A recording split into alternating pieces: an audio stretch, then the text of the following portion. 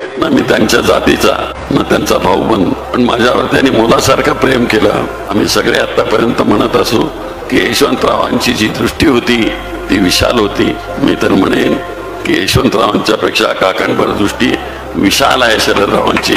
म्हणून ते महाराष्ट्रामध्ये आज पडत्या पावसामध्ये ते फिरतात. त्यानं कोणी सांगितलं असेल महाराष्ट्राला असा नेता मिळणार नाही. शरदरावजी तुमचे किती किती गुण सांगावेत. आम्ही चुका करत गेलो, तुम्ही आमच्या चुकांच्यावर पांघरून घालत गेलात आणि महाराष्ट्राला मोठं करत गेलात. पण जे मला प्रेम द्यायचं त्यांनी दिलं. तर असा एक महान नेता माझ्या आयुष्यामध्ये आला. नाहीतर मी कुठल्या सोलापूरच्या जोर गल्लीमध्ये राहणारा आहे छोटा मुलगा, तो केवढा गेला. ते मनातून नेहमी मला प्रोत्साहन द्यायचे. असा माझ्या जीवनामध्ये एक अभूतपूर्व अशा प्रकारचा चमत्कार घडवणारा नेता मला लाभला.